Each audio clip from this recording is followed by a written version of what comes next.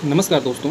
USA ने हाल ही में रसिया की 2 तेल कंपनी हैं उन पर आर्थिक प्रतिबंध लगा दिए हैं, जिसमें से एक का नाम है रोजनेफ्ट और दूसरी का नाम है लुक ऑयल। और ये आर्थिक प्रतिबंध इसलिए लगाए गए हैं क्योंकि यूएसए के प्रेसिडेंट डोनाल्ड ट्रंप का कहना है कि इससे जो रूस के प्रेसिडेंट हैं व्लादिमीर पुतिन, उन पर क्या है दबाव बढ़ेगा और जिससे होगा क्या कि यूक्रेन और रसिया के बीच जो युद्ध चल रहा है उसको यहाँ पर ख़त्म करने में आसानी होगी। इसके अलावा यूरोपियन यूनियन ने भी रसिया की करीब 45 से ज़्यादा कंपनियां हैं जिन पर क्या है आर्थिक प्रतिबंध लगाए हैं। इसमें 12 कंपनियां चीन की और 3 कंपनियां भारत की और 2 कंपनियां जो है वो थाईलैंड की हैं। इसके अलावा और भी क्या है कंपनियों की हिस्सेदारी है देशों की, इन पर भी क्या है आर्थिक प्रतिबंध लगाए गए हैं। अब आर्थिक प्रतिबंध का मतलब ये है कि जैसे यूएसए के द्वारा लगाया गया तो यूएसए में जो भी इनका स्टेक होगा वो सारी की सारी संपत्ति क्या है फ्रीज कर दी जाएगी और यूएसए के जो लोग हैं वो भी क्या है इसका कोई भी लेन देन नहीं कर पाएंगे इस कंपनी के जरिए।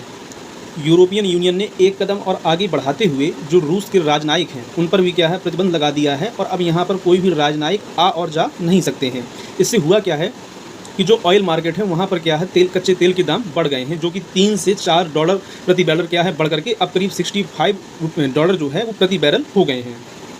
और रूस के ऊपर जो यूएसए के द्वारा प्रतिबंध लगाए गए हैं इसमें सबसे खास बात ये है कि जो ये दोनों कंपनियां हैं यानी कि लुक ऑयल और रोजनेफ्ट, इनसे क्या है भारत की कंपनियां भी तेल परचेज करती थीं।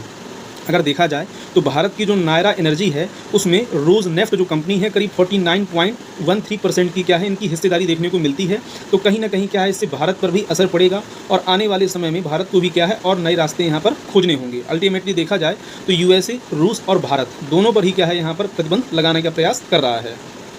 इन प्रतिबंधों के लगाए जाने के बाद रूस के जो पूर्व राष्ट्रपति हैं यानी कि दिमित्री मेदवेदेव, इन्होंने कहा है कि जो यूएसए में बैठा हुआ व्यक्ति है यानी कि डोनाल्ड ट्रंप, वो केवल एक बतूनी शांति निर्माता है। यानी कि ये बड़बोले हैं कि बातें तो इनकी बड़ी बड़ी हैं, लेकिन अगर ग्राउंड लेवल पर देखा जाए तो इनका कोई इफेक्ट नज़र नहीं आता है, क्योंकि इतने प्रतिबंधों के बाद भी रूस ने अभी तक इसमें कोई स्टेटमेंट नहीं दिया है, बल्कि यही कहा है कि ये क्या है इस युद्ध को और आगे बढ़ाने का ही काम करेगा। Thank you for watching. जय हिंद, जय भारत।